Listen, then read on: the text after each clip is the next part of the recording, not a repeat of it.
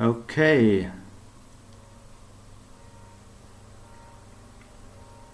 I think we're live. So hi guys and welcome back to Brain Friendly Thinking.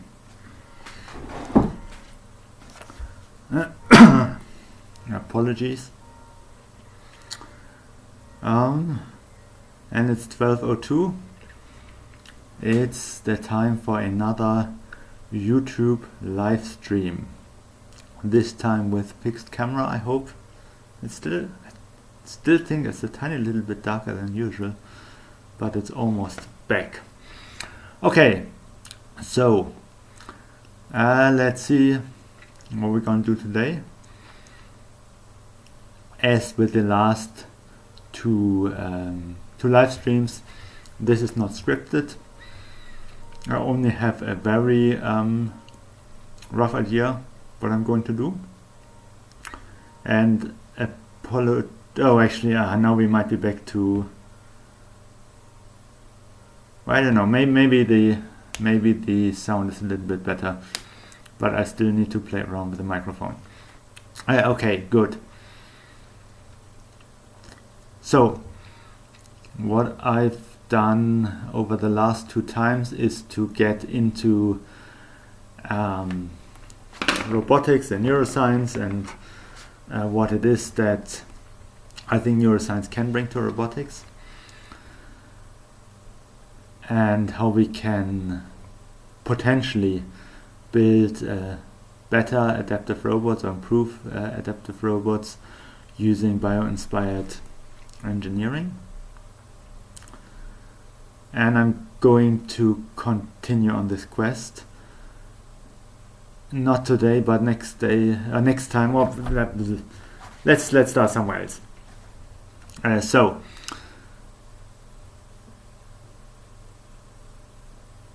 let's say I do have some idea about where I want to go, but what do I actually want to say? I don't even know what I want to say. So as I said, I do want to apply the way that the brain structures, or the brain structure, perception in the brain is structured. Last time I talked about something that in one for a better word I call topological optimization, and then I talked about decisions, I think, and that there are different areas in the brain that take a stimulus and they transform it, they filter it. No, good. No. Great. So they transform it, they filter it, they remap it, and then with all of that data, that is sent to some further downstream region, and that's then uses all of that transformed data to make a decision. And the thing is, I think this is still the case, that a lot of adaptive robots, they use one big blob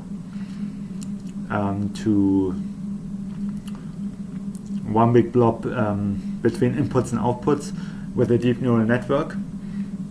Obviously the deep neural network is much better than a normal controller already, and there have been quite some advances, but it's not very. Hey Shri Abraham, thanks for tuning in.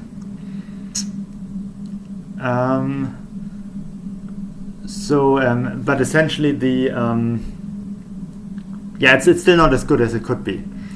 Now, I already mentioned over the past two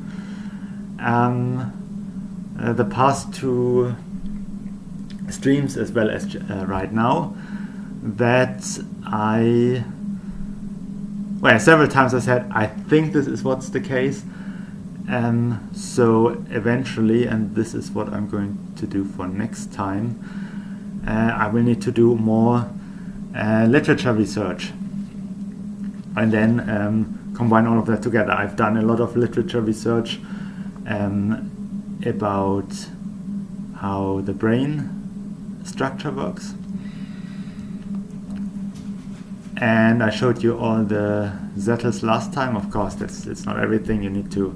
I need to continue doing that and all of that, but this is something I already have a fairly good handle on. And then there's everything that is currently done in robotics, because of course I'm not the first person to think of this.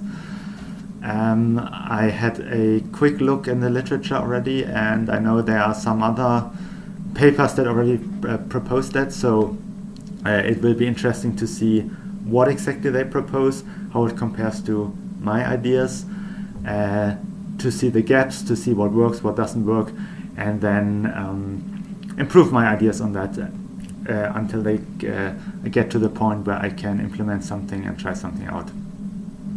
At first, this is the working out the general research program, if you like. So, what would I like to do today? Today I don't want to apologies. Today I don't want to speak too much, actually. The reason being that I've got a tiny little bit of a cold. Nothing dramatic, and it's already much better today than it was yesterday. But still, I don't think that speaking for a very long time is very good for my throat right now. So I want to work more in silence. I don't know whether that will work or not. And specifically, what I want to do for today, let me switch. Okay, wonderful. You can see here, this is my, I call them logbooks, professional logbooks. And this one I started on the 27th of March 2023. And you see the lines here. I actually want to do some Ghoethe things about my topic. Now, you might have already seen or watched my video on this that I uploaded, I think, sometime in 2022. If not, this is how it works. The original actually had a sheet of paper. This is from last time, a sheet of paper that you would fold over, but I don't really like working with so many independent sheets. I much rather prefer having it in a notebook. So this is what it looks like. You have several areas, and actually I'm going to turn that around. This is how I'm going to work on it. And I have a topic. So the topic is still the same. How can neuroscience improve adaptive robotics? But I have several areas to work in. I start to work on this side, left to right, and then I go to the other side, and I continue here and then there. In the first area, I'm gonna write down whatever comes to my mind, and in an unstructured way, if you like. So I will be writing sentences, half sentences, words, maybe a beginning of a CaGa here and there, a little doodle, if you like. And I do this for all of the first thoughts that pop into my head. I'll do that for a maximum of 5 minutes, maybe slightly less. Then I go to the next one. And here, this is all about the second thoughts. So essentially it's like, you will see it in a moment, but essentially it's like, usually when you start thinking, you start to follow one train of thought. And here you try to start new. Maybe there's some thoughts that came into your mind and that that simply didn't fit into your first train of thought, so you did not pursue them any further. This would be the space to do that. If that didn't happen, then just start new and see where your train of thoughts lead you the second time round. Then we go to an ABC list twice, and then we have a CaWa or CaGa in the end. So it actually combines several of the techniques I'm talking about. So before I start, let me just finish this ABC. A, B, C, D, E, F, G, H, I, J, K, L, M-M-O-P Q-R-S-T-U-V-W-X-Y, I can't write, and Z, and do the same on the other side. A, B, C, D, E, F, G, H, I, J, K, L, M, N, O, P, Q, R, S, T, U, V, W, X, Y, and Z. Perfect. It's not beautiful, but it does need to be beautiful. Okay, and today is 2025 12/21. Great.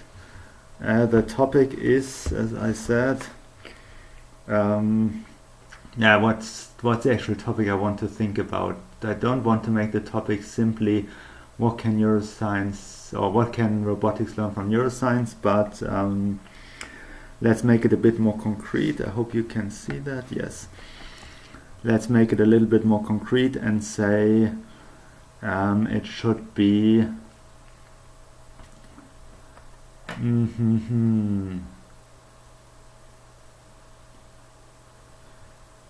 let's call it improving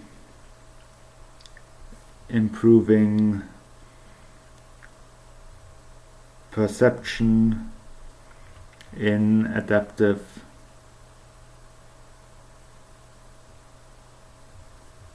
robotics using neuroscience. Something like that. It doesn't really matter too much. Great. Do I have my blue pen? I don't think I have it here. Then I'm gonna use the black pen. Yeah, great.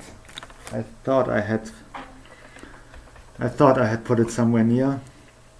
Apparently I haven't. Good. So we're now 12 minutes and 30 seconds into the stream. I say I will do this for a maximum of 5 minutes. Let's see what comes up. The first thing that comes up is structure, and we have a model. We might even have a hierarchical model. I'm going to explain more about this later. We have a hierarchical model that looks something like this, and actually it's much more like this. We have several things inside, and we got some inputs, I don't know, something like that. Model, hierarchical model, a structure. We have a structure. So we have a flow of information.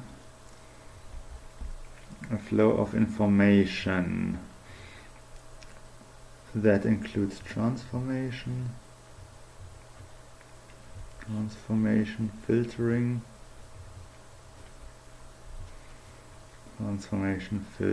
structure, transformation, filtering. There's something called encoding, and that would be maybe potentially let's call it vectorization. So we have a abstract representation, and we might have vector manipulation, whatever that means. Manipulation. Right, we have the flow of information, and the thing is that we have structure model, hierarchical model. Right, what I said before, we have what I for now call topological transformation, and we have decisions or state transitions. As I said, I'm going to talk more about this later. Let's see. I hope you can even hear me. I don't see that the mic is moving, but let's continue. Otherwise, it's just me babbling into the microphone. Topological state transitions. You have a handover, but you have a specific feed forward and feedback.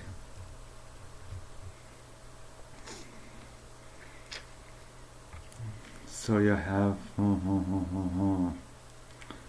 yeah, something like that. We're almost at the end of the time.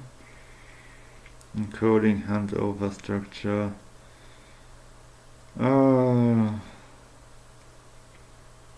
Topological. So we have a structured flow. Okay, it's almost 17 minutes into the stream, so that was the first 5 minutes.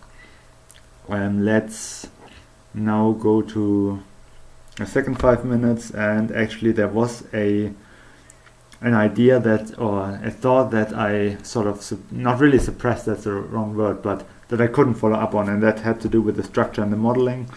And in this particular thing, with SysML, the systems modeling language. So we have toolboxes. What do we have here? We have sequence diagrams. We have flow charts, even though SysML doesn't call them flow charts. We have block definition, diagrams. We have internal block diagrams,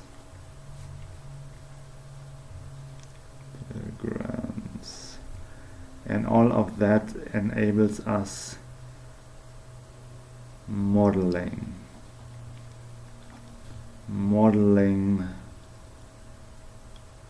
support, and we need a model to implementation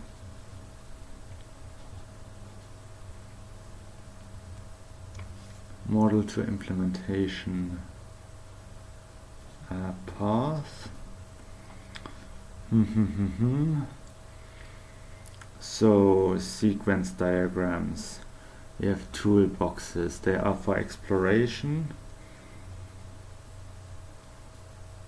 tools for exploration, but also tools for design. And these are like concrete, there's something like concrete tools. So the thing is, the question we are really asking is, how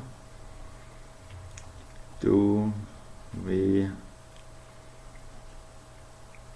design systemic networks? That's sort of like, this is sort of like the most fundamental questions, and for that we have, as I said, we have tools, and we need two things. We need to have the structure, and we need to have, and then we need to have the implementation.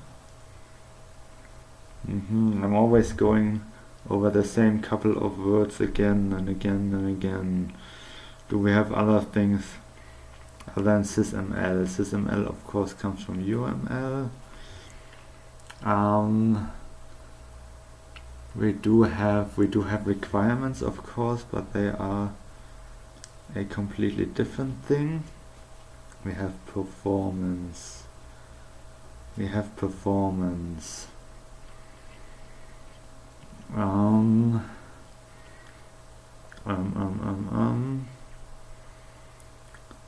Yeah. Modeling support. What does modeling support lead to? Modeling support leads to this is the same words over and over again. Structure. Okay. That have been 4 minutes. I will call it here and I will go to the next part, but for that one I definitely need a different color. I'm going to the ABC part now, and I hope you're still here. Can you still hear me? Okay, the microphone also doesn't show anything here, so I hope you can still hear me while I'm talking. Okay, I'm now going to the first ABC list, and this ABC list refers back to everything I thought about for the second unstructured thinking period. So what have we got? Of course I started with sysml, and we have, where is UML? We have modeling, we have tools, we have an architecture,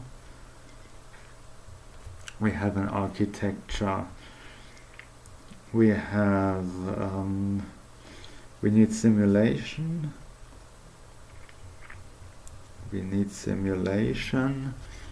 you might not be able to see that very clearly, sorry.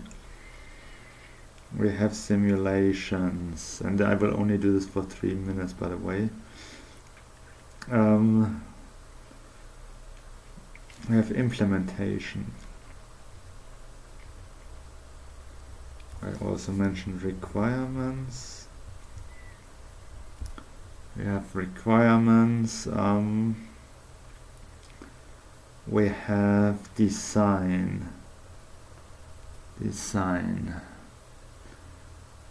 It needs to be fit for function. It needs to be deliberate shaping. It needs to be, I guess, actionable. It needs to be a translation, maybe even a functional translation. A functional translation.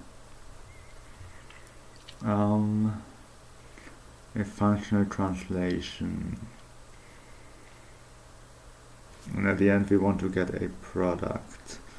Cool, so much for that. As I said, this ABC continues my thoughts from back then. And now, look, I moved from here to here, and what I've been thinking about here technically doesn't have a lot to do with what I was thinking about there. Of course it does, but ideally you start new, you have your second thoughts. This ABC continues this time of free thinking here. And now we're going back to what we've done before, and we're going to do another ABC list. So what have we done before? Structure, modeling, hierarchical handover, and so on. Okay, let's do another 3 minutes. Let's start with structure this time. Structure, we have information, flow, we have formation, we have decision or state transition. That means we have transition probabilities.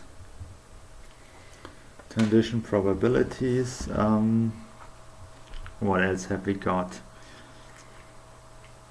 We got a filtering, we got focusing. I'm reconnected. Wonderful, that's what you want to hear. Good, where was I?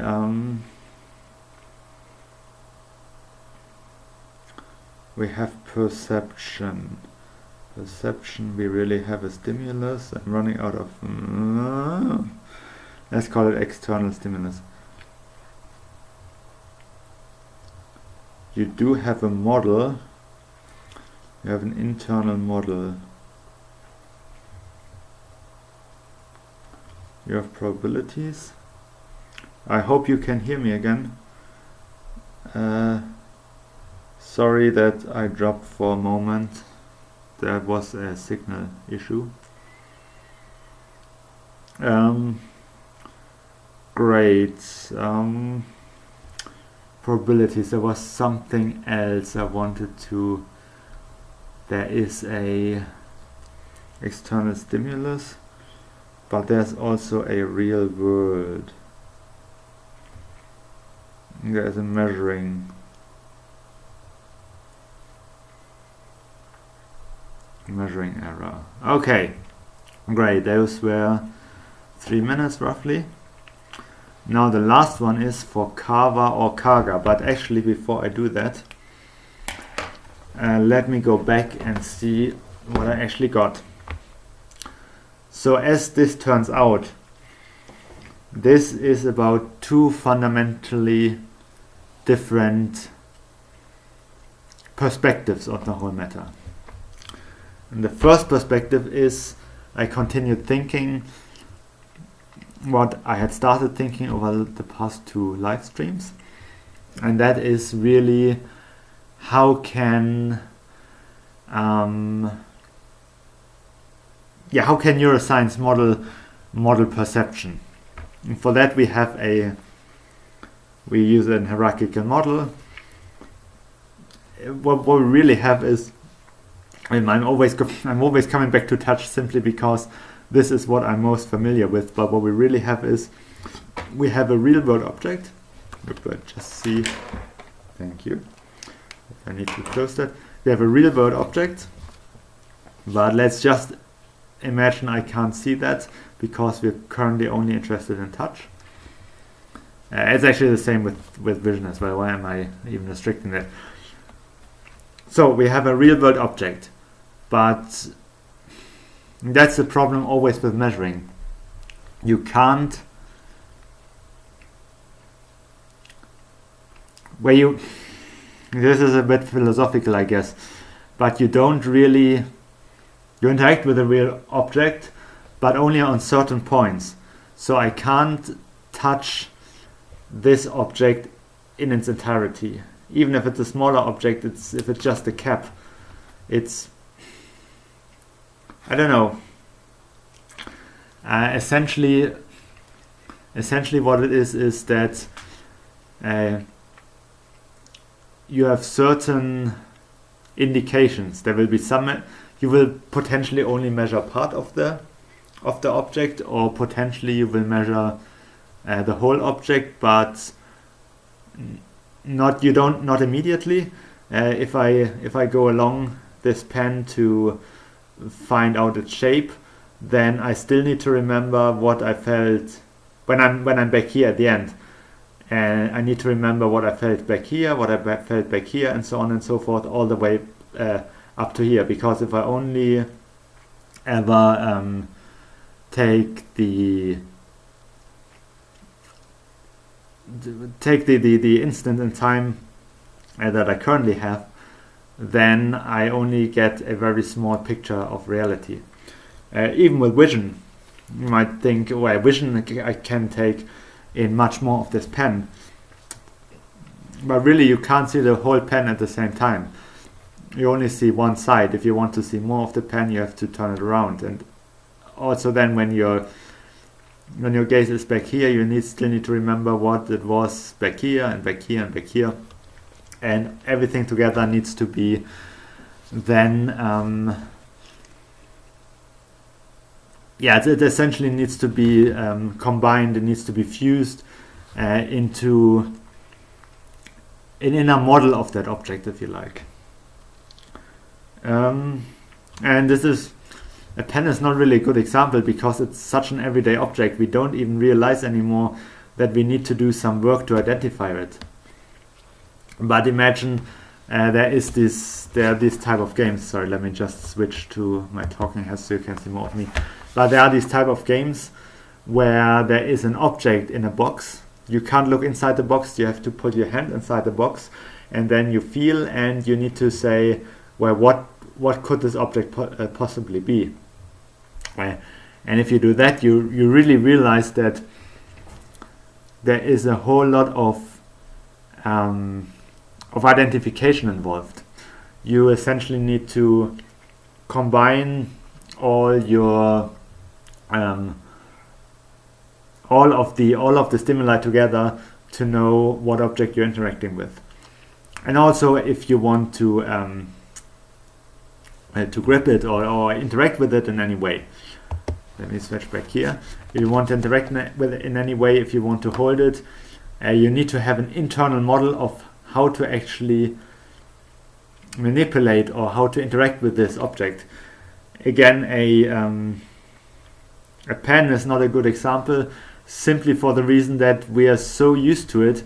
Of course we know how to interact with a pen, but if it's a different type of object that we don't interact with very frequently or haven't interacted with before, then we suddenly realize there's some real uncertainty involved in how we could handle it. How can we best grip it? We might start gripping it and it might start slipping, and we learn we need to grip it another way, and so on and so forth.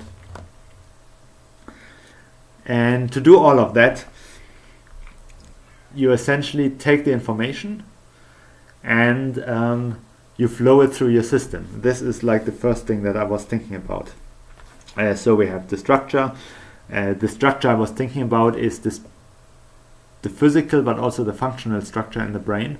So how are the individual brain regions connected, and what do they actually contribute? And I put down it's a hierarchical model. That means that's what I try to show here. So you have boxes within boxes, and the smaller boxes, they belong to the larger box. So you have, for instance, you have your hand as one box, and then within the hand you have different types of receptors. You have the brain as another box, and within the brain you have the lower regions of the brain. You have the cortex, the outer part, and within the cortex you have the so-called primary somatosensory cortex. Primary means the first one. Somatosensory cortex is the part that deals with anything related to our skin sensation. Soma means body, and sensory, sensory receptor. You have the primary somatosensory cortex, you have the secondary somatosensory cortex, you have other areas where everything goes together. So this is why I have a hierarchical model. I have a handover between the different regions. That means I receive information from some other region, I do something with it, and then I pass on the information to another region. So you have a handshake, a handover. This might sound very simple, but as anybody who works in software engineering or in engineering in general tells you, it can be quite a challenge to keep the interfaces consistent. And then there are different types of things that are done, like transformation, filtering, encoding. I put down vectorization, vector manipulation, abstract representation, is essentially what we feel, what we sense with our organs. There's one representation in our receptors, like our touch receptors in the skin, maybe the retina in our eye.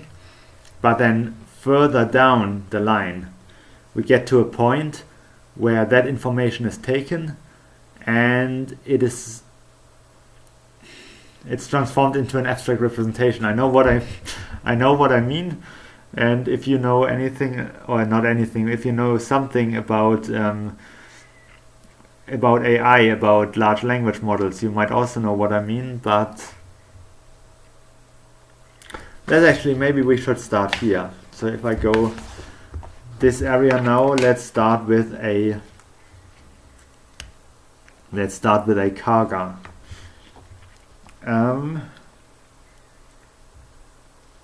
And what I want to start with is a coordinate system. Now the axes of a coordinate system, they represent dimensions, not necessarily spatial dimensions. You might know about space-time. We have 3 spatial coordinates and then we have time. But a dimension can be anything. And this is why we talk about abstract dimensions. So if I have, let's say I have different pens. Right? And I want to distinguish them. Well, how could I distinguish them? I could distinguish them by their length. I could distinguish them by their diameter. I could distinguish them by whether the pen is a polygon, as in this case, a hexagon, it has 6 sides, or whether it's round, like in this case. I can also distinguish them by their color. Of course, if I just take the length, if we only have those 3 pens and nothing else, once I know that it's the shorter length, it must be this pen here. But to distinguish between those 2, well, they have the same length, they have the same diameter, both have a hexagon. Here I need to go all the way to the color to distinguish them. And these are dimensions, these are abstract dimensions.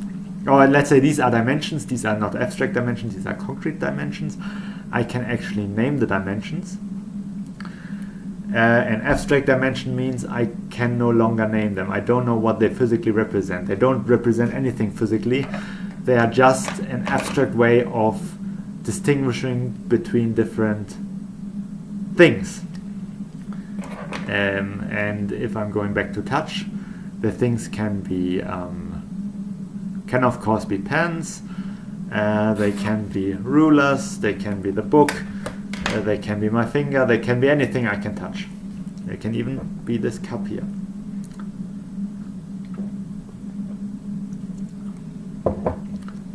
So, and this is usually represented as a vector. Let's take green for that. Good. Up. So as I'm touching this pen,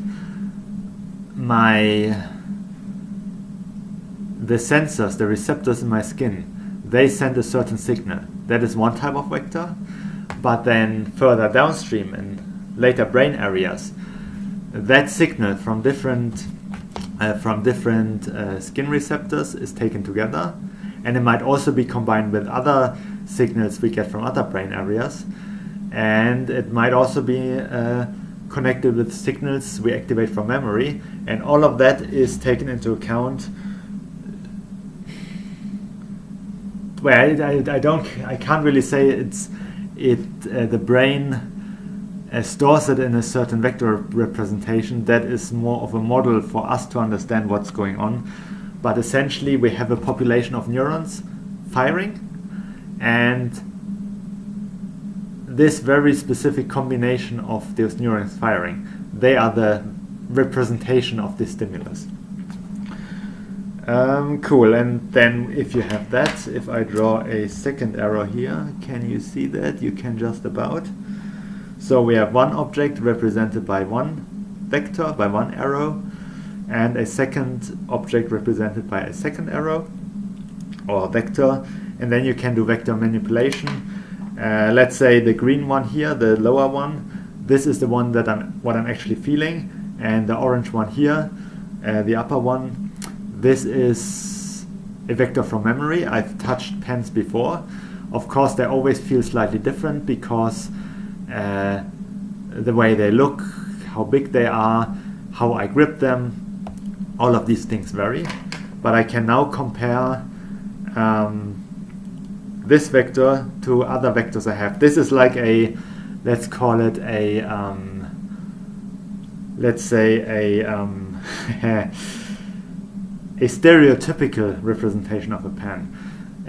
How we seem to remember, or how our memory seems to work, is we're not storing everything that we have ever interacted with, but instead we store something of a stereotype, so something of an ideal pen. What would an ideal pen feel like in our case when I touch it? That is stored in our memory. And then if we want to remember something else, then we take this ideal form and we add or subtract something to it. If I now take a third color and I draw a third arrow, something that along those lines, you can just about see the third arrow. I can, and let's say this is a representation of another memory, another memory representation of another object. I can now compare this actual representation to one of the remembered representation, and I can say, well, actually this representation here is much closer to that representation than it is to this representation. The angle between them is smaller. So it is more likely that if this here, let's say this one here is the pen, and the other one is, I don't know, soap. I don't know why soap, this is the first thing that came into my mind. So this is the stereotypical representation of a pen. This one here is the stereotypical representation of soap. I can now say, whatever I'm touching right now, it is more likely to be a pen than it is soap. Great, and this is what I mean by vector manipulation, and this is also what I mean by encoding. There are other things like filtering, and I said suppression is very important. And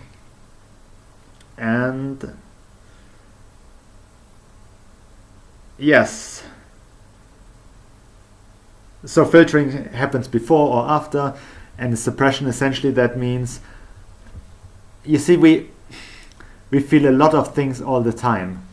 If I'm touching the pen, but at the same time there might be an air current that's touching the back of my hand. I feel that. I would feel the weight of the clothing on my body, except I got used to it. And there are certain salient types of stimuli. Something that is important for us now, if we want to interact with a pen, we need to feel the force as we're touching the pen. And we also need to feel where exactly it touches our skin. And there are others, like the air current, that is currently not relevant to us. The weight of my clothing is not relevant to me at the moment. And so they need to be suppressed so that I can focus on the actual important things. And this has to do with bandwidth. Simple as that. We have loads, and I mean loads and loads and loads and loads and loads and loads. Input stimuli, and our brain simply cannot handle all of that. That would be way too much energy. We simply haven't evolved to that. So we have a tiny little we have a tiny little passage where signals can pass through. And everything else, well, simply isn't transmitted to higher brain regions. Whatever passes through this tube here, that's what the brain can work with. Of course, all of that information gets processed at some point. It's just not in our active, I don't want to use the term working memory, it's sort of not in the window that we're currently interacting with. That all of that information is still there and processed at some point can be very easily shown or demonstrated. Imagine you're in a big room with a lot of people. Sorry, let me go back to my talking head. You're in a big room with a lot of people, or you're sitting at a table. It's dinner time. There are 10 people sitting on the table, and everybody is chatting. You're chatting with your neighbor, and everything that's going on around you, you can tune out. You're focusing, if you can focus, unless you're too tired or due to some other reasons. But if you can focus, you focus your attention on the person you're talking to. And then somebody at the other end of the table, they mention your name. And immediately, well, you heard your name is important, you pay attention to what they're saying. So it still gets processed. And also, by the way, if you can't concentrate, maybe because you're tired or because you have ADHD or whatever, then only then is when we realize that it really takes effort to turn off all this other information that's still there and that is being processed, so that we can have a very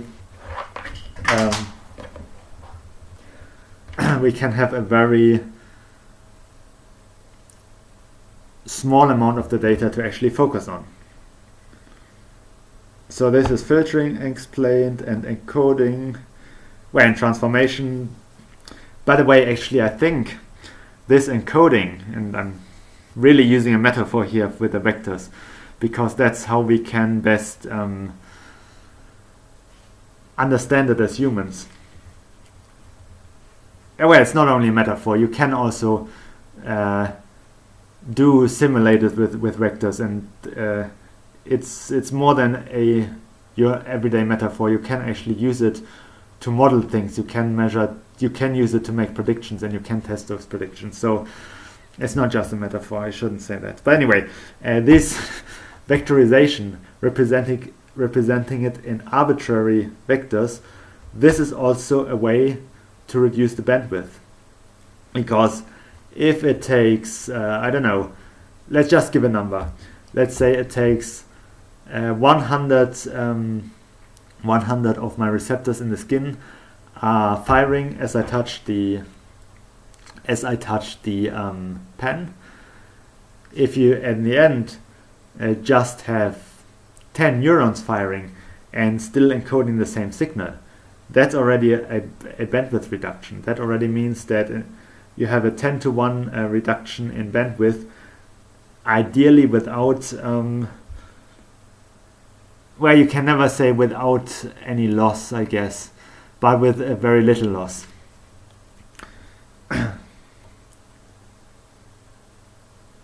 Anyway, so there are different transformations that are going on, and there are different things. By the way, another transformation, now that I think about this, if we say we're just comparing the angles, right? Let's call this angle here alpha and this beta, just to be creative, because that has never been used before. You could now imagine that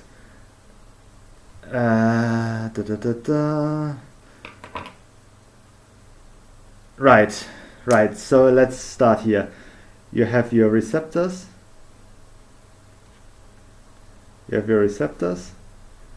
And that is not just one, that's a whole part, but I don't really want to focus on them right now. They give you signals. Then you have your vectorization or your encoding, vectorization slash encoding, and that gives you your vector. So if I just write it like this again and say this was the vector we got out of it. So essentially that takes all of that and turns it into a vector. Now you have the next part of the pipeline. And this is, by the way, just an example. I don't say that the brain really works like that, but bear with me. You have the next station, and now you're taking this encoding of everything you get from the perceptors and you're comparing it to what is in your memory. What do you get from that?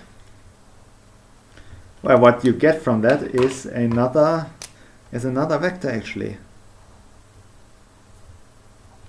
Just in this case, the x-axis would be alpha and the y-axis beta, or vice versa. And you can now... Sorry. That of course doesn't make any sense. You don't have a two-dimensional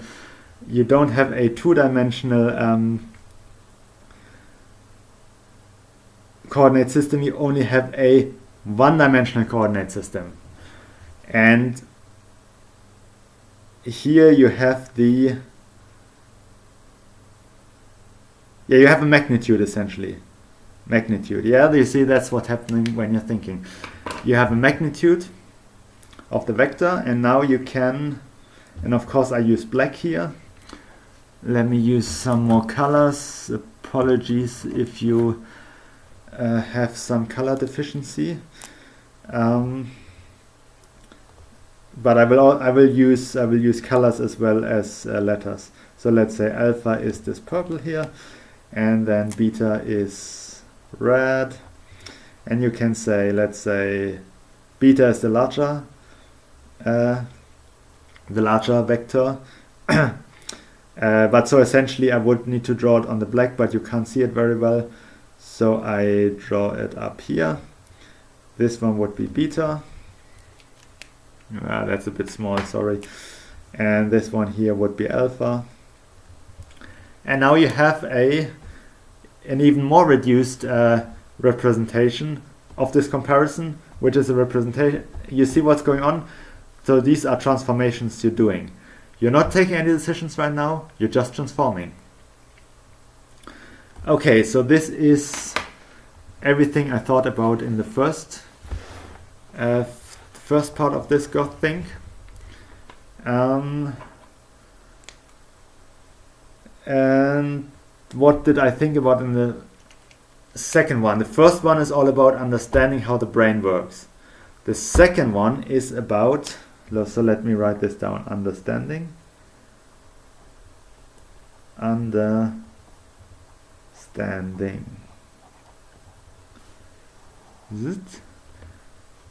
now let me just draw a division here, and down here I have design. This is something that came out of it. I think I even wrote it down somewhere. I noticed that towards the end. Maybe not here, or I noticed it here. Yeah, here I wrote down design. I wrote down exploration and design here. Yeah, there are tools for exploration and design. So this is understanding how the brain works. And now in order to use it for adaptive robotics, we need to transfer it. And at first, of course, what we would need to do to validate this is we would need to implement it in a simulation or in an actual robot, and based on our model we need to make predictions how the robot is going to interact, what type of perception what type of perception it will have, what type of illusions it will have, which objects will it misperceive, which object will it perceive correctly. this sort of thing. But unless we want to just continue to implement those, and we always find the perfect role model for what we want to perceive in nature, which we won't, we need a way of designing that from the ground up. And this is the second one. And the SysML, which what I started with, that stands for System Modeling Language. It can be used to understand it, but it can also be used to design new solutions. And so this is really, and here I'm now going way more into the actual CaGa bit. Let me try to write this down as a metaphor and say what we need is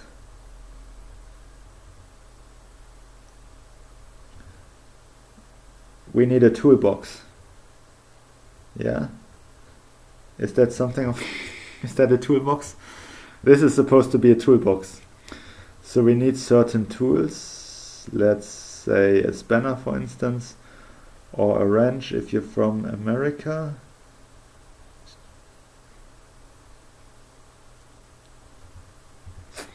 So these are now really metaphors.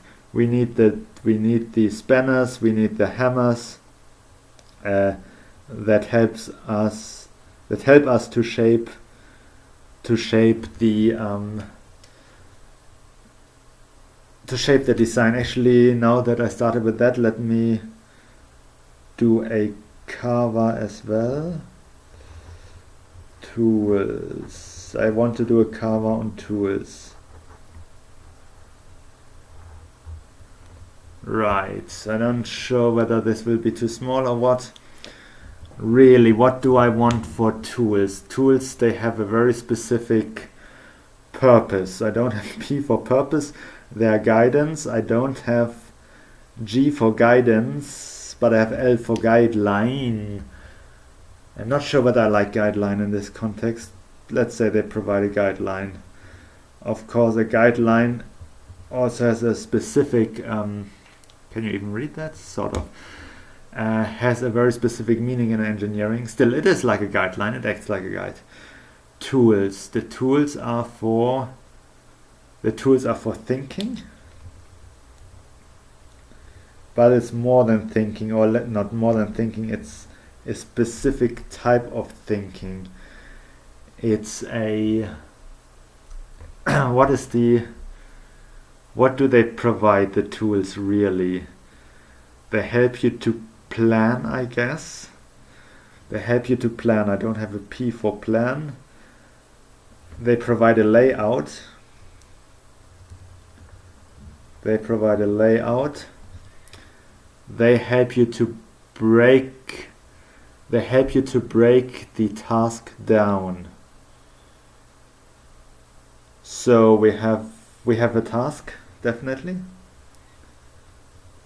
We have a task breakdown. I could write task breakdown, but I don't really want to, unless I have to. I don't have B for break.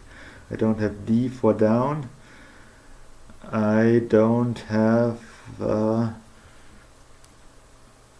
A for analyze, but I have split. I have S for split. Split. We're doing a splitting up. We're taking the whole task and we're dividing it into smaller portions that we need to, maybe now that I'm thinking about it. So I said I'm looking to developing this abstract for this conference that maybe potentially, if I have enough time, are going to finish by 12th of January and submit. Anyway, so far I wasn't quite sure what angle I should take. Of course, I wanted to write about how neuroscience can help robotics, adaptive robotics, but now I'm thinking maybe I should focus on the tools. Do you think that would be a good idea? So essentially I'm saying, I'm trying to make that argument. I'm making that argument that in order for adaptive robotics to improve considerably, to really take off, you need the right tools. And the right tools, what does the neuroscience actually give us? It does give us certain Lego blocks, if you like. It gives us Lego blocks. And we need tools to connect the Lego blocks in the right way so as to fulfill the task that we want the system to fulfill. Yes, something like that. It's not yet completely clear in my mind, but I think I'm getting there. I think this is something that I can put down either for the 12th of January or for another conference in the future. Maybe this is a unique take that I can bring, that I can write about. Yeah. That's good. That's not bad. That's awesome. I'm getting somewhere. Thinking helps. Thinking sometimes gives you good ideas. Who would have thought so? Right, we're getting there, guys. We're getting there. Okay. I think this is as far as I'm going to go today. The camera is working again, which is awesome. Although the lighting is not the best still. I know that the audio is still a bit bad. Apologies for that. I still couldn't get my computer to recognize the mic that I'm usually using. Over Christmas I will play around a little with that. I don't think there will be a live thinking session next week because it's Christmas. The Christmas is already over, but it's still the Christmas period. At least I need a little bit of downtime as well. Who would have thought? So the next live stream will be probably in 2 weeks. What I will be doing by then is I will do more background reading about adaptive robotics, specifically neuroscience or neuro-inspired, bio-inspired adaptive robotics. And I think probably next time I will then present to you several of the ABC actives I'm going to do and talk about that and the ideas that come or came from that. Yes. Okay, I don't know whether anybody's still watching. If you have any questions, now would be the time to ask them before I hit the stop streaming button. So I just give you 2-3 seconds to do that, in case you want to. If nobody's watching or you don't have any questions, that's of course also fine. While I'm waiting, I really should think of something to say, but I can't. Actually, this was now the third time in a row that I streamed. Let me just take a minute or two to reflect a little bit on that. Is it working the way I thought it would be working? Yes and no. It is working in so far that it really helped. Well, I would have to do the thinking anyway, but I really think on camera. That's great. That is working. It helps me to develop certain things. Like the thing about the abstract right now, right? Nothing of what I'm doing here is scripted, but that was completely unscripted. I was actually afraid it would take me much longer until I would develop something decent. And maybe it isn't decent. Maybe tomorrow I think about it and I say, oh yeah, that's actually rubbish. It could be. Why not? I'm not sure whether it really provides as much value to you guys as I thought it would. Right now I don't have any better ideas what I can do. I noticed that I have to do a lot of explaining, because obviously I have to assume you're not experts. Maybe some of you might be, but probably most of you won't be. So I'm doing a lot of explaining of things that are already in my head. And I think this is really what makes it so hard to show thinking in action, right? Because you always have to explain. It doesn't matter whether it's neuroscience, whether it's baking a bread, or anything. There's always some knowledge you have, maybe even some tacit knowledge that you can't put into words. And if the other person doesn't have that knowledge, what you're doing doesn't make a whole lot of sense. I don't know, I will continue that for now, see how it goes. Also, if you're watching this and you have some ideas what I could do differently, then please let me know. But there don't seem to be any questions. Of course, always feel free to leave them in the comments after the video has been published. I will also read those. Yeah, so that's it for this week. Have a very nice holiday period. For those of you who celebrate Christmas, have a Merry Christmas, and have a good transition into a new year, into the new year 2026. I wish you all a peaceful, hopefully, depending on from where you're watching, but hopefully peaceful and restoring holiday period. If you sorry if you like the video, don't forget